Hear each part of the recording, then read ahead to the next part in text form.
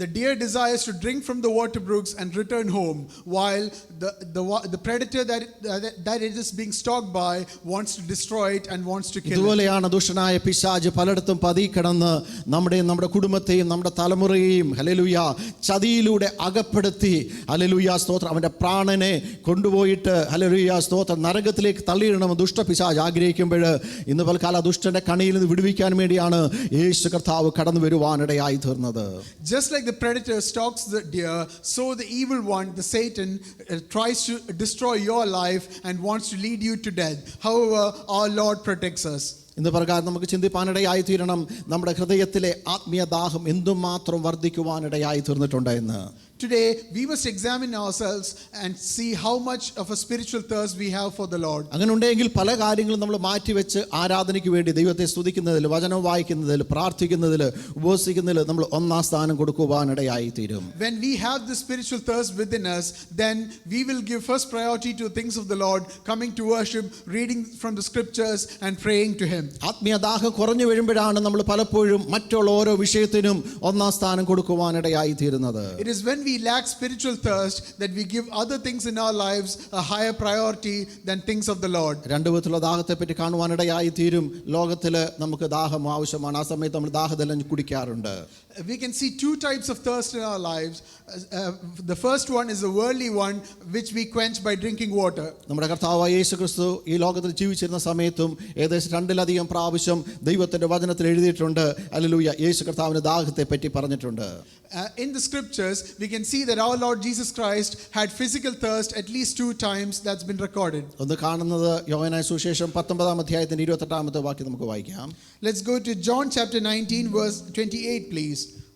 അതിന്റെ ശേഷം സകലവും തികഞ്ഞിരിക്കുന്നുവെന്ന് യേശു അറിഞ്ഞിട്ട് തിരുവെഴുത്ത് നിവൃത്തിയാകും വണ്ണം എനിക്ക് ദാഹിക്കുന്നു എന്ന് പറഞ്ഞു.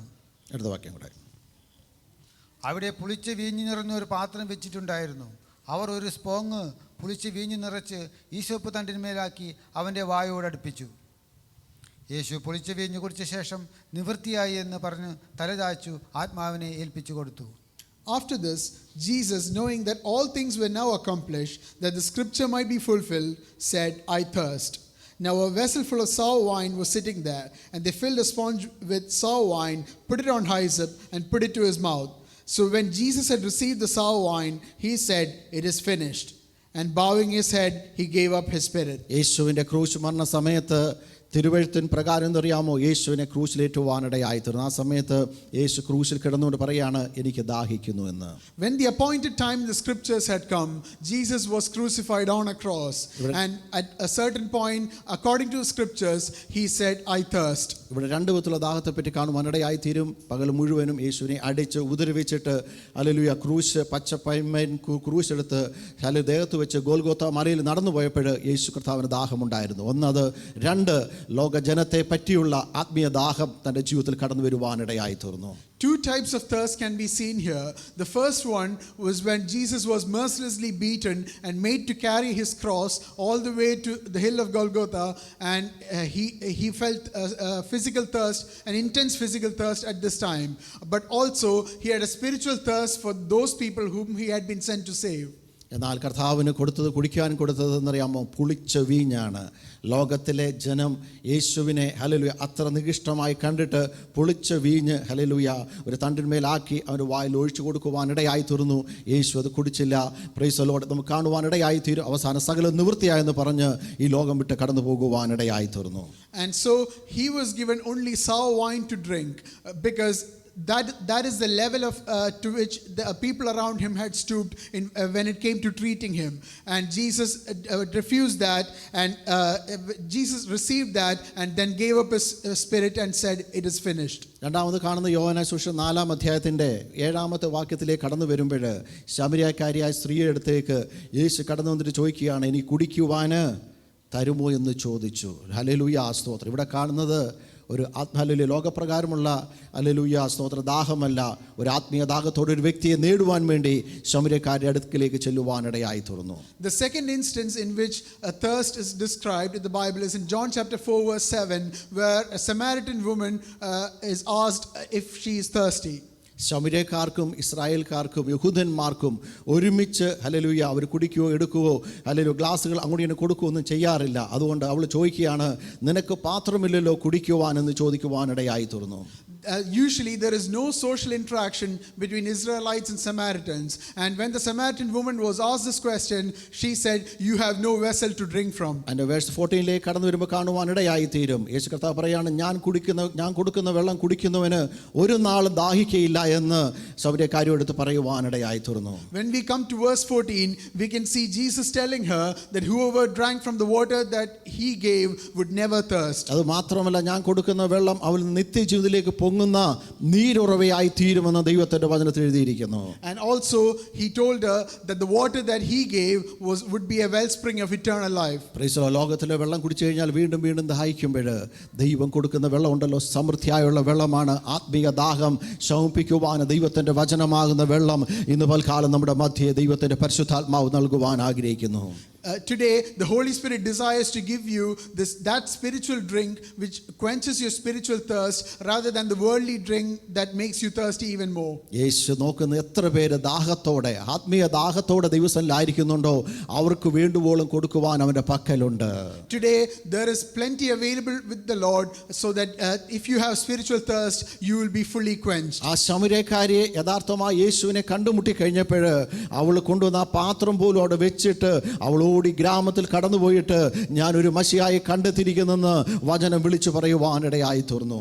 And when the Samaritan woman received the Lord, she put down the vessel that she had brought with her and went straight back to the village and proclaimed the gospel about Jesus. ഇന്ന് വൽക്കാലം നമ്മളെ പറ്റി നമ്മൾ ചിന്തിപ്പാനിടയായി തീരണം. നമ്മൾ യേശുവിനെ കണ്ടുമുട്ടുവാനിടയായി തീർന്നു. ഈ ശമര്യക്കാരി സ്ത്രീയോട് എത്ര പേര് ഹല്ലേലൂയ നമ്മൾ അറിഞ്ഞിരിക്കുന്ന സന്തോഷം സത്യം നമ്മുടെ കൂട്ടുകാരോട് ജോലി ചെയ്യുന്ന സ്ഥലങ്ങളിലും ബന്ധക്കാരോട് മറ്റുള്ളവരോട് എത്ര പ്രാവശ്യം പറഞ്ഞിട്ടുണ്ട് നമ്മൾ ചിന്തിപ്പാനിടയായി തീരണം. Today I want you to examine yourselves and see how much of the gospel you have shared with the people around you, with your friends and colleagues. നമ്മൾ അറിയത്തില്ല, നമ്മുടെ ചുറ്റുപാടും അനേകം പേര് ആത്മീയ ദാഹത്തോടെ ആയിരിക്കുന്നവരുണ്ട്. You might not know how much of a spiritual thirst people around you are really suffering from. നമ്മുടെ ദാഹം ഒരു പരിധി വരെ ശമിച്ചെന്ന് വിചാരിച്ച് നമ്മൾ ഇരിക്കുവാനല്ല, ദാഹിച്ച് ഹല്ലേലൂയ പാപത്തിൽ കഴിയുന്ന അനേകം പേരെടുത്തേക്ക് കടന്നുപോയിട്ട് നമുക്കറിയാവുന്ന ദൈവത്തിന്റെ വചനവും ട്രാക്റ്റുകൾ കൊടുത്ത് അവർക്ക് വേണ്ടി പ്രാർത്ഥിക്കുമ്പോൾ ദൈവത്തിന്റെ പരിശുദ്ധാത്മാവെന്നറിയാമോ അവർ ഇടപെടുവാനിടയായി തീരും. You might not know the extent of their spiritual need, and when you go and preach the gospel to them, then the Holy Spirit will deal with their minds. ന്യായാധിപന്മാരുടെ പുസ്തകം 15-ാം അധ്യായത്തിന്റെ 18-ാം വാക്യത്തിൽ കടന്നു വരുമ്പോൾ ശിംശോൻ എന്നൊരു വ്യക്തി നമുക്ക് കാണുവാനിടയായി തീരും. When we come to Judges 15, we can see a man called Samson. നമുക്കൊന്ന് വായിക്കാം. Let's read from it. ശിംശോൻ പിന്നെ അവൻ വളരെ ദാഹിച്ചിട്ട് യഹോവയോട് നിലവിളിച്ചു, അടിയൻ്റെ കയ്യാൽ ഈ മഹാജയം നീ നൽകിയല്ലോ, ഇപ്പോൾ ഞാൻ ദാഹം കൊണ്ട് മരിച്ച് അഗ്രചർമ്മികളുടെ കയ്യിൽ വീഴണമോ എന്ന് പറഞ്ഞു. അപ്പോൾ ദൈവം ലേഹിയിൽ ഒരു കുഴി പിളരുമാറാക്കി അതിൽ നിന്ന് വെള്ളം പുറപ്പെട്ട് അവൻ കുടിച്ച് ചൈതന്യം പ്രാപിച്ച് വീണ്ടും ജീവിച്ചു. അതുകൊണ്ട് അതിന് എൻ ഹക്കാരെ എന്ന് പേരായി. അത് ഇന്നുവരെയും ലേഹിയിലുണ്ട്. Then he became very thirsty, so he cried out to the Lord and said, you have given this great deliverance by the hand of your servant, and now shall I die of thirst and fall into the hand of the uncircumcised. So God split the hollow place that is in Lehi, and water came out, and he drank, and his spirit returned, and he revived. Therefore he called its name En-Hakkore, which is in Lehi to this day. മുൻപുള്ള വാക്കിൽ കാണുവാനിടയായി തീരും. ഫെലിസ്ത്യർ hallelujah ശിംശോനെ കണ്ടു കഴിഞ്ഞപ്പോൾ ആർക്കുവാൻ തുടങ്ങി. ആ സമയത്ത് ഒരു ദൈവശക്തി അവൻ്റെ മേൽ കടന്നു വന്നിട്ട് ഒരു പച്ച താടിയിൽ കഴുതേടി എടുത്തിട്ടെന്നറിയാമോ, കുന്നൊന്ന് കുന്ന് രണ്ടെന്ന് പറഞ്ഞിട്ട് ഫെലിസ്ത്യരെ നശിപ്പിക്കുവാനിടയായി തീർന്നു. If we read the preceding verses, we can see that the Philistines started shouting and yelling as they saw Samson. But then the Spirit of the Lord came upon Samson, and he took the fresh jawbone of a donkey and started killing the Philistines, saying, this is heap 1, this is heap 2, and so on. ദൈവത്തിന്റെ ആത്മാവെന്ന് പൽക്കാലം ഓർപ്പിക്കുന്നത് അന്ധകാര ശക്തികൾ കണ്ട് അല്ലെങ്കിൽ ദൈവമക്കളെ ആർക്കുവാനിടയായി തീരുമ്പോൾ അടുത്തു വരുമ്പോൾ ഇന്ന് പൽക്കാലം അഭിഷേകത്തിന്റെ ശക്തിയാൽ നിറഞ്ഞ് ആത്മക്ക് നിറവിൽ നിറഞ്ഞെന്നറിയാമോ അന്ധകാര ശക്തികളെ ശാസിക്കേണ്ടതിന് സ്വർഗത്തിൽ നിന്നൊരു കൃപ ഇന്ന് പൽക്കാലം ഏറ്റുവാങ്ങുവണ്ണം. Today, the Spirit of the Lord is reminding you that as you're surrounded by evil spirits, then the power of the Lord will come upon you and you will be able to fight against them in the power of His Spirit. ഇവിടെ വായിക്കുവാനിടയായി തീർന്ന ശിംശോന് വളരെ ദാഹിച്ചിട്ട് ദൈവത്തോട് നിലവിളിക്കുകയാണ്. ദൈവത്തിനു വേണ്ടി ആ ഫെലിസ്ത്യരെയൊക്കെ കൊല്ലുവാനിടയായി തീർന്നു. ദൈവമേ, എൻ്റെ ദാഹത്തെ നീ ഒന്ന് ശമിപ്പിക്കണമെന്ന് പറഞ്ഞിട്ട് നിലവിളിക്കുകയാണ്. Here we can see Samson crying out to the Lord, Lord, I am thirsty, quench my thirst.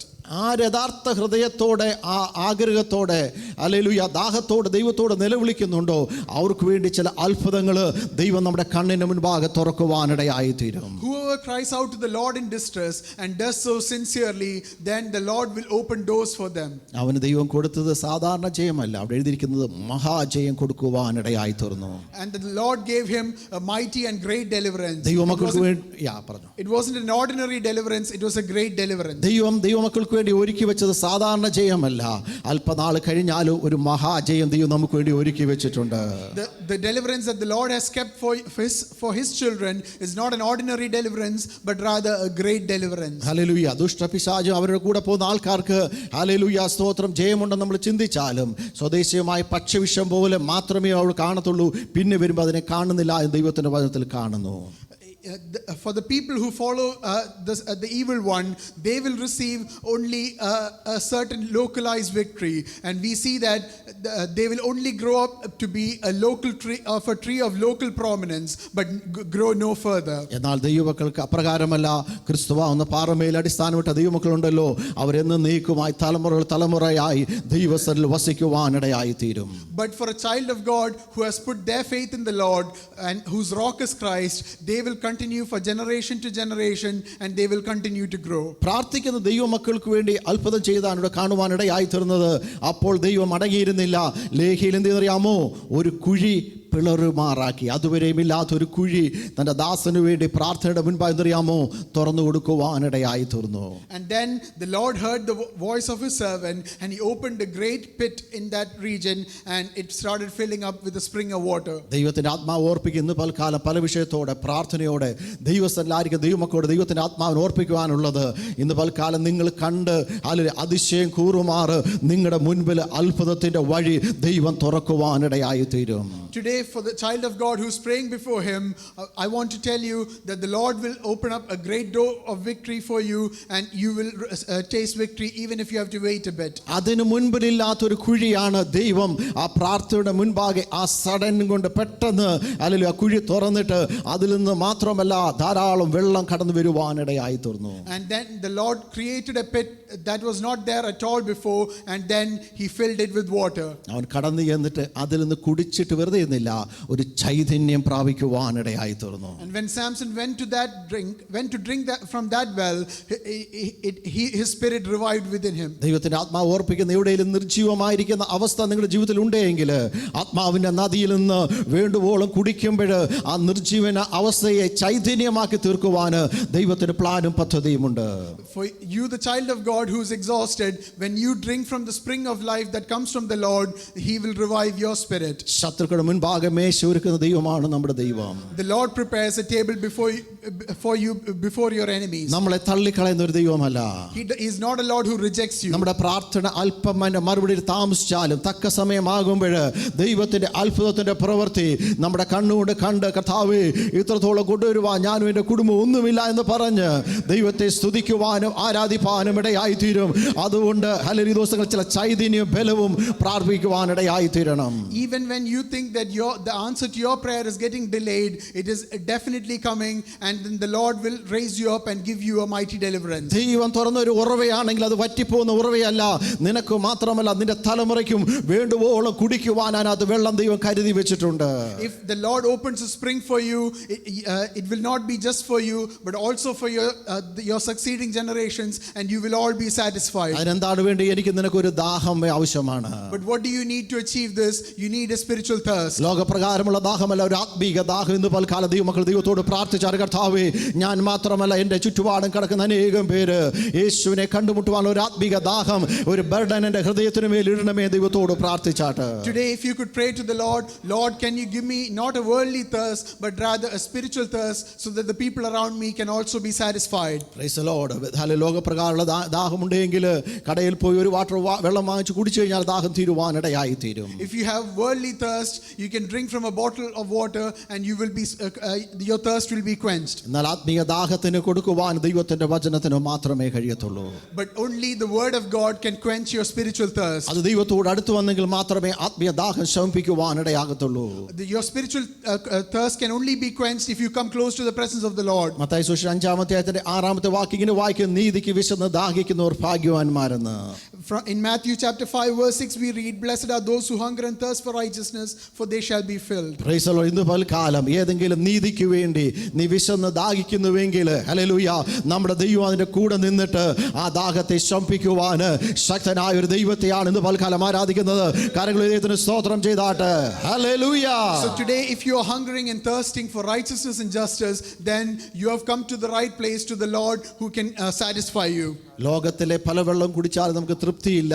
ചില അവേഴ്സ് കഴിയുമ്പോൾ വീണ്ടും നമ്മൾ ദാഹിക്കും. ഹല്ലേലൂയ, വീണ്ടും നമ്മൾ കുടിക്കുവാനിടയായി തീരും. When you drink of a worldly spring of water, it is not forever, but rather you will thirst again. എന്നാൽ ദൈവത്തിന്റെ സന്നിധിയിലേക്ക് കടന്നു വന്ന് ദൈവത്തിന്റെ വചനമാകുന്ന വെള്ളം കുടിക്കുമ്പോഴുണ്ടല്ലോ അതൊരു തൃപ്തി നമുക്ക് ജീവിതത്തിലേക്ക് അനുഭവിപ്പാനിടയായി തീരും. But when you drink from the spring that is the word of God, then you will get a permanent quench to your thirst. ഒന്നാമത് നമ്മൾ ദൈവത്തിന്റെ വചനത്തിൽ നിന്ന് വേണ്ടുവോളം കുടിച്ച് നമ്മൾ തൃപ്തി പ്രാപിച്ചിട്ട് അത് വെറുതെ പാഴായി കളയുവാനല്ല, മറ്റുള്ളവർക്കും കൂടെ ആ ഹല്ലേലൂയ അത് വചനം മറ്റുള്ളവർക്ക് കൂടെ ഒഴുക്കി കൊടുക്കുവാൻ, മറ്റുള്ളവർക്ക് കൂടെ പറഞ്ഞു കൊടുക്കുവാൻ ഇന്ന് പൽക്കാലം നമ്മളെ തന്നെ ഒന്ന് സമർപ്പിപ്പാനിടയായി തീരണം. So today let us rededicate ourselves to share this word of God, which is a spring of life, to be, not just for us to be satisfied, but also to people around us, so that they can be satisfied as well. പരിശുദ്ധാത്മാവിന്റെ നദിയിൽ വേണ്ടുവോളം നമുക്ക് ആവശ്യത്തിന് അനുസരിച്ച് കുടിക്കുവാനുള്ള ജീവജലത്തിന്റെ നദികൾ നമ്മുടെ നദിയിൽ ദൈവം തന്നിട്ടുണ്ട്. The river of life that comes from the Holy Spirit has more than enough to quench the thirst of all of you. Eden തോട്ടത്തെ നനയ്ക്കുവാൻ ഒരു നദി പുറപ്പെട്ട് പല ശാഖയായിട്ട് ഒഴിച്ച്, ഹല്ലേലൂയ, ആ ഏദേൻ തോട്ടത്തെ ചുറ്റി സഞ്ചരിച്ച് അതിനെ മുഴുവനും ഫലഭൂഷ്ടമാക്കുന്നത് പോലെ ദൈവത്തിന്റെ സന്നിധിയിൽ നിന്ന്, ഹല്ലേലൂയ, ആത്മിക നദി ഒഴുകിയിട്ട് നമ്മുടെ സഭയാ തോട്ടത്തിലേക്ക് ഉള്ളിലേക്ക് കടന്നിട്ട് ഓരോരുത്തർക്ക് ആവശ്യമുള്ള ദൈവത്തിന്റെ വചനമാകുന്ന, ഹല്ലേലൂയ, ആത്മിക നദിയിൽ നിന്ന് വേണ്ടുവോൾ ഇന്ന് പൽക്കാല ദൈവത്തിന്റെ ആത്മാവ് നൽകുവാൻ തയ്യാറായിരിപ്പുണ്ട്. Today the Holy Spirit is ready to water the garden that is the church, just like the river of life in the Garden of Eden watered all of the Garden of Eden. Hallelujah. സങ്കീർത്തനം 63:1 കാണും ദൈവമേ, hallelujah, 63 സങ്കീർത്തനം 1-ാമത്തെ വാക്യം നമുക്ക് വായിക്കാം. Let's go to Psalm 63 verse 1 please. ദൈവമേ, നീ എൻ്റെ ദൈവം, അധികാരത്തെ ഞാൻ നിന്നെ അന്വേഷിക്കും. വെള്ളമില്ലാതെ ഉണങ്ങി വരേണ്ട ദേശത്ത് എൻ്റെ ഉള്ളം നിനക്കായി ദാഹിക്കുന്നു, എൻ്റെ ദേഹം നിനക്കായി കാംക്ഷിക്കുന്നു. O God, you are my God, early will I seek you. My soul thirsts for you, my flesh longs for you, in a dry and thirsty land where there is no water. സങ്കീർത്തനക്കാരൻ അതികാലത്ത് എഴുന്നേറ്റ് ദൈവസന്നിധിയിൽ പ്രാർത്ഥിക്കുവാൻ മുഴങ്കാൽ മടക്കിയിട്ട് പ്രാർത്ഥിക്കുകയാണ്. ഉണങ്ങി വരണ്ട് കിടക്കുന്ന ദേശമാണ്. As the psalmist comes to the Lord and prays on his knees, he sees that the land around him is dry. ഇന്ന് പൽക്കാലം യുകെയുടെ പല ഭാഗത്തേക്ക് കണ്ണുകൾ ഓടിച്ചു കഴിഞ്ഞാൽ ഒരു കാലത്ത് ആത്മീക മഴ പെയ്ത് സമ്പൽ സപുഷ്ടമായിരുന്നു.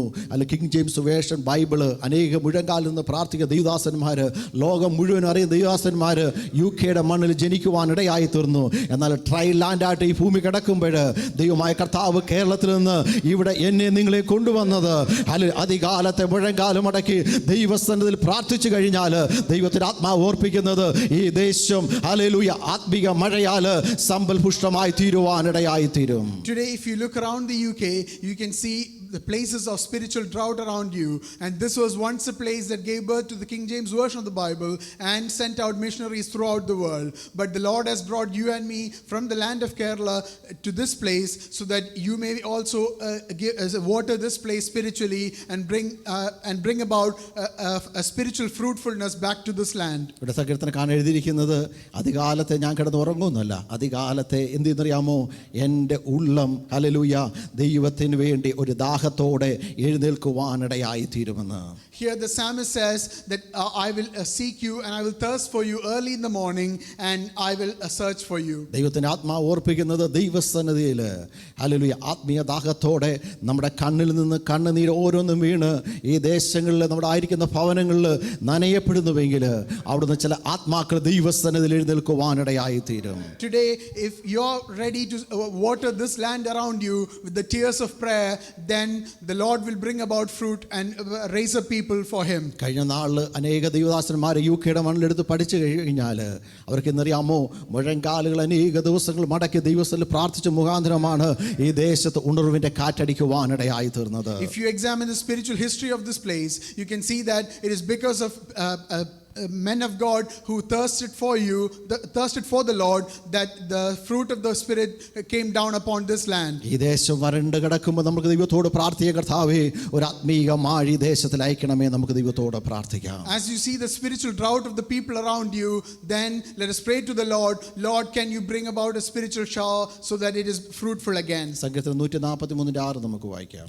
Let's go to Psalm 143:6, verse 6, please. ഞാൻ എൻ്റെ കൈകളെ നിങ്കലേക്ക് മലർത്തുന്നു, വരണ്ട നിലം പോലെ എൻ്റെ പ്രാണൻ നിനക്കായി ദാഹിക്കുന്നു. I spread out my hands to you. My soul longs for you like a thirsty land. സങ്കീർത്തനക്കാരൻ വീണ് ദൈവസന്നിധിയിലേക്ക് കടന്നു വന്നിട്ട് വെറുതെ ഇരിക്കുമല്ല, നമ്മുടെ രണ്ട് കരങ്ങളെ ദൈവസന്നിധിയിലേക്ക് ഉയർത്തി പ്രാർത്ഥിക്കണം. പ്രാർത്ഥിക്കുന്ന സമയത്ത് പല വിധത്തിൽ പ്രാർത്ഥിക്കാം. മുഴങ്കാലിരുന്ന് തലകൾ കുനിച്ച് പ്രാർത്ഥിക്കുക. അതുമാത്രമല്ല, രണ്ട് കൈകളും ഉയർത്തി ദൈവസന്നിധിയിൽ ഒരു വിജയാളിയെ പോലെ പ്രാർത്ഥിച്ചു കഴിഞ്ഞാണല്ലോ ആ പ്രാർത്ഥനയ്ക്ക് ദൈവം പെട്ടെന്ന് ഉത്തരമള്ളുവാനിടയായി തീരും. Here we can see the psalmist talking about how he spreads out his hand and prays to the Lord. There are many postures in which you can pray. You can bow down your heads in prayer, you can pray on your knees, but you can also spread out your hands to the Lord. And this is what we see the psalmist doing here. Israel മക്കൾ യുദ്ധത്തിന് കടന്നു പോകുമ്പോൾ hallelujah സ്തോത്രം, മോശയുടെ കരം ഉയർന്നിരിക്കുമെന്നറിയാമോ, വിജയം ലഭിക്കുവാനിടയായി തീരും. Once when the children of Israel went out to war, they were told that as long as the hand of Moses was lifted up in prayer, then they would experience victory. പ്രാർത്ഥനയുടെ hallelujah കരം നമുക്ക് ഈ ദേശത്തിന് മേൽ ഉയർത്തി നമ്മൾ പ്രാർത്ഥിക്കുന്നുവെങ്കിൽ ഈ ദേശത്തെ ദൈവമായ കർത്താവ് അനുഗ്രഹിപ്പാനിടയായി തീരും. If you raise your hand in prayer over this land, then you will see the Lord touching this land. Hallelujah. ഇവിടെ എഴുതിയിരിക്കുന്നത് എൻ്റെ കരങ്ങളെ നിന്നിലേക്ക് മലർത്തി നിന്നിലേക്ക് ഉയർത്തി ഞാൻ പ്രാർത്ഥിക്കും. വരണ്ട നിലമെന്ന പോലെ എൻ്റെ പ്രാണൻ നിനക്കായി ദാഹിക്കുന്നു എന്ന്. Here we can read, I spread out my hands to you, my soul longs for you like a thirsty land. യെശയ്യാ 44:3 വാക്യം നമുക്ക് നോക്കാം. Let's go to Isaiah chapter 44 verse 3, please. ദാഹിച്ചിരിക്കുന്നിടത്ത് ഞാൻ വെള്ളവും വരണ്ട നിലത്ത് നീരൊഴുക്കുകളും പകരും. നിന്റെ സന്തതിമേൽ എൻ്റെ ആത്മാവിനെയും നിന്റെ സന്താനത്തിന്മേൽ എൻ്റെ അനുഗ്രഹത്തെയും പകരും. For I will pour water on him who is thirsty and floods on the dry ground. I will pour my spirit on your descendants and my blessing on your offspring. യെശയ്യാ പ്രവാചകന് വർഷങ്ങൾക്ക് മുമ്പ് വിളിച്ചു പറയുകയാണ്, ആര് ദാഹത്തോടെ ദൈവസ്ഥനിലേക്ക് കടന്നു വരുന്നുണ്ടോ അവരുടെ ഹൃദയത്തെ മനസ്സിലാക്കി ദൈവത്തിൻ്റെ ആത്മാവ് പകരുവാൻ ശക്തനായ ദൈവമെന്ന്. Here the prophet Isaiah is speaking in prophetic vision, saying, whoever comes to the Lord in thirst, he will be satisfied. ദാഹിച്ചിരിക്കുന്നിടത്ത് ഞാൻ വെള്ളം പകരും. അതുമാത്രമല്ല, വരണ്ട നിലത്ത് ഒരു നീരൊഴുക്ക്. ഇന്ന് പലകാലം സാധാരണ ഒഴുക്കല്ല, ഒരു നീരൊഴുക്ക് ഒഴുകിക്കഴിഞ്ഞാൽ അല്ലെങ്കിൽ മഴ പെയ്തു കഴിഞ്ഞാൽ പെട്ടെന്ന് മാറിപ്പോകും. നീരൊഴുക്കാണെങ്കിൽ അത് ഒഴുകി അത് ചുറ്റുപാടുമുള്ള സ്ഥലങ്ങളിൽ ആ പോച്ചകളെ മുഴുവനും നനയ്ക്കുവാനിടയായി തീരും. Here we can see that the Lord is telling the prophet that whoever is thirsty will be satisfied, and where there is a dry ground, there will be a spring of water, and it will water the entire region. ദൈവത്തിന്റെ ആത്മാവ് ആഗ്രഹിക്കുന്നു പലകാലം നമ്മുടെ ഉള്ളിൽ നിന്നൊരു നീരൊഴുക്ക് കടന്നു വരണമെന്ന്. Today the Lord desires that there should be a spiritual wellspring in your heart. എത്ര പേര് ദൈവത്തിൽ ആഗ്രഹിക്കുന്നു, കർത്താവ് എൻ്റെ ഉള്ളിൽ നിന്ന് ഒരു പാപിയായ ഒരു വ്യക്തി, യേശുവിനെ അറിയാത്തൊരു വ്യക്തിയെ കടന്നു വരുമ്പോൾ അവരുടെയിലേക്ക് എൻ്റെ ഉള്ളിൽ നിന്ന് എൻ്റെ വായിൽ നിന്ന് ഒരു നീരൊഴുക്ക് കടന്നു ചെന്നിട്ട് അവൻ്റെ ഡ്രൈ ആയിട്ടിരിക്കുന്ന ലാൻഡിനെ നനച്ച് യേശുവിൻ്റെ വചനം അവൻ്റെ ഉള്ളിലേക്ക് കയറി അവനും കൂടെ ആത്മികമായ ഫലം കായ്ക്കുവാൻ ഇടയാകണമെന്ന് എത്ര പേര് ദൈവത്തിൽ ആഗ്രഹിക്കുന്നു? How many of you will pray and desire that when there is a spiritually dry person around you, that there will be a spiritual wellspring in your heart which will water not just you but also him and make him spiritually fruitful in the Lord? ഇസ്രായേലിൽ ഇപ്പം ചെന്ന് നോക്കിക്കഴിഞ്ഞാൽ എല്ലായിടത്തും മിക്കവാറുള്ള സ്ഥലങ്ങളിൽ hallelujah സ്തോത്രം ഫലപുഷ്ടമായി കിടപ്പുണ്ട്. എന്നാൽ എൻ്റെ പുറകേട്ട് ചിന്തിച്ച് നോക്കിക്കഴിഞ്ഞാൽ ഇവർ ഡ്രൈ ലാൻഡായിട്ട് മരുഭൂമി പോലെ കിടന്നതാണ്. എന്നാൽ അവരവിടെ കടന്നു ചെന്നിട്ട് ഇറിഗേഷൻ പ്രൊജക്റ്റ് അടിയിലൂടെ ചെറിയ ട്യൂബ് ഇട്ട് വെള്ളം നനച്ച് ഹല്ലേലൂയ അവർ നടിയ ചെടികളൊക്കെ നടുവാനിടയായി തീർന്നു. അനേക ഫലങ്ങൾ ലോകത്തിൻ്റെ പല രാജ്യങ്ങളിലേക്കും അവർ കയറ്റുമതി ചെയ്തുകൊണ്ടിരിക്കുകയാണ്. Today, if you go to the modern state of Israel, you can see that there is a lot of fruits being cultivated. But it wasn't always this way. It was a dry and desert land which they use drip irrigation and other technologies to make and irrigated it properly so that it became a fruitful land as you see today. ഇവിടെ പറയുന്നത് നീരൊഴുക്ക് hallelujah സ്തോത്രം നിനക്ക് മാത്രമല്ല നിന്റെ സന്തതിയുടെ മേലും പകരുവാനിടയായി തീരുമെന്ന്. And here we see the Lord telling you that this spiritual wellspring is not just for you but for your offspring as well. Praise the Lord. Hallelujah. നമ്മൾ മാത്രമല്ല അടുത്ത തലമുറയ്ക്കൂടെ ദൈവം കൈമാറുവാൻ തയ്യാറായിരിക്കുകയാണ്. നമ്മൾ വിശ്വസ്തയോടെ ആത്മീയ ദാഹത്തോടെ ദൈവസ്ഥനിൽ നിന്ന് കഴിഞ്ഞാൽ അടുത്ത തലമുറയും ദൈവമായ കർത്താവ് നടത്തുവാൻ ശക്തനായ ദൈവമാണ്. Today, if you will stand faithful to the Lord, then the spiritual wellspring that the Lord gives you is not just for you but also for your offspring as well. യോഹന്നാൻ സുവിശേഷം 4-ാം അധ്യായത്തിന്റെ 13-14 വാക്യം വായിക്കുന്നത് യേശു കർത്താവ് കൊടുക്കുന്ന വെള്ളം കുടിക്കുന്നവന് ഒരു നാളും ദാഹിക്കയില്ല എന്ന്. In John chapter 4 verses 13 and 14, we can see Jesus telling her that whoever drinks of this water will thirst again, but whoever drinks of the water that I shall give will never thirst. Hallelujah. ലോകത്തിലെ വെള്ളം കുടിക്കുന്നവനൊക്കെയും വീണ്ടും വീണ്ടും ദാഹിക്കുമ്പോൾ ആത്മീയ ദാഹത്തിന് ശമനം വരുത്തുന്ന ഒരു ദൈവത്തിന്റെ സന്നിധിയിലാണ് ഇന്ന് പൽക്കാലം നമ്മൾ മുഴങ്കാലം അടക്കിയിരിക്കുന്നത്. As those who drink a worldly drink thirst again, those who drink from the spiritual drink that the Lord provides, he will be satisfied forever, and we are in the presence of that Lord. ഇവിടെ എഴുതിയിരിക്കുന്നത് ഞാൻ കൊടുക്കുന്ന വെള്ളം നിത്യജീവനിലേക്ക് പോകുന്ന നീരുറവയാണ്. And here we can read that the spiritual drink that the Lord gives is the water, fountain of water springing up into everlasting life. ഇവിടെ കാണുവാനിടയായി തീരും നീരുറവ. ദൈവത്തിന് ഇന്ന് പൽക്കാലം നിങ്ങളുടെ ഹൃദയത്തിൽ നിന്ന് ഹല്ലേലൂയ സ്തോത്രം ഒരു നീരുറവ ഒഴുകുവാൻ ആഗ്രഹിക്കുന്നു. Today the Lord desires that a spring of spiritual drink comes out of you. ഒരു കയ്പിന്റെ അല്ല മറ്റുള്ളവരെ മാധുരിപ്പിക്കുന്ന ഒരു നീരുറവ ദൈവത്തിന്റെ പരിശുദ്ധാത്മാവ് ഹൃദയത്തിൽ നിന്ന് ഒഴുകുവാൻ ആഗ്രഹിക്കുന്നു. എത്ര പേര് ദൈവത്തിൽ ആഗ്രഹിക്കുന്നു? It is not a spring of bitterness that the Lord desires to come out of you, but rather a spring of comfort that the Lord desires. How many of you want that? ദാഹിക്കുന്ന അനേകം പേര് വന്ന് ആ നീരുറവയിൽ കുടിക്കുവാനിടയായി തീരട്ടെ. And let many multitudes who are spiritually thirsting come to that spring and be satisfied. ലോകത്തിന്റെ എമ്പാടും അനേക ദൈവദാസന്മാരെ hallelujah മുഴങ്കാലെന്ന് പ്രാർത്ഥിച്ചപ്പോൾ അവരുടെ വായിൽ നിന്ന് പുറപ്പെടുന്ന ആ ദൈവത്തിന്റെ വചനം അനേകം പേരുടെ ആത്മീയ ദാഹത്തിന് ശമനം വരുത്തുവാനിടയായി തീർന്നിട്ടുണ്ട്. Many men of God have received messages from the Lord as they prayed on their knees, which satisfied the spiritual thirst of many people. യോഹന്നാൻ 7:30 കാണുന്ന ഉത്സവത്തിന് മഹാദിനമായ ഒടുക്കത്തെ നാളില് യേശു എന്നിട്ട് വിളിച്ചു പറയാണ് ദാഹിക്കുന്നതിന് എല്ലാവരും എൻ്റെ അടുക്കിലേക്ക് വരട്ടെ എന്ന്.